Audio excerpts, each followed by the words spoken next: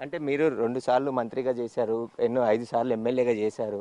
ఇప్పుడు ఎందుకు అని ఏమైంది సార్? దాన్ని అన్నీ కూడా వివరంగా ఏం జరిగినాయి అన్నీ వివరంగా ప్రెస్ మీట్ చెప్తాను. చాలా ఉన్నాయి అని చెప్తాను. సార్ మీరు భవిష్యత్తు కార్యాచరణ ఏ విధంగా ఉండబోతుంది సార్?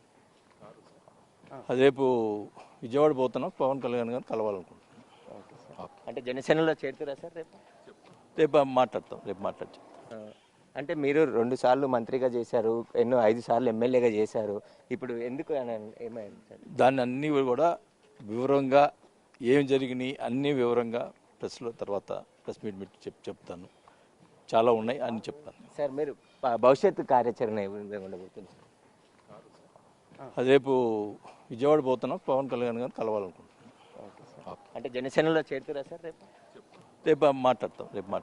ఆ, అంటే మీరు 2 సార్లు మంత్రిగా చేశారు. ఎన్నో 5 సార్లు ఎమ్మెల్యేగా చేశారు. ఇప్పుడు ఎందుకు అని ఏమైంది సార్? దాన్ని అన్నీ కూడా వివరంగా ఏం జరిగినాయి అన్నీ వివరంగా ప్రెస్ మీట్ చెప్తాను. చాలా ఉన్నాయి అని చెప్తాను. సార్ మీరు భవిష్యత్తు కార్యాచరణ ఏ విధంగా ఉండబోతుంది సార్? రేపు విజయవాడ పోతున్నాం, పవన్ కళ్యాణ్ గారిని కలవాలనుకుంటున్నాను. Okay sir. అంటే జనసేనలో చేరుతురా సార్ రేపు? రేపు మాట్లాడతాం.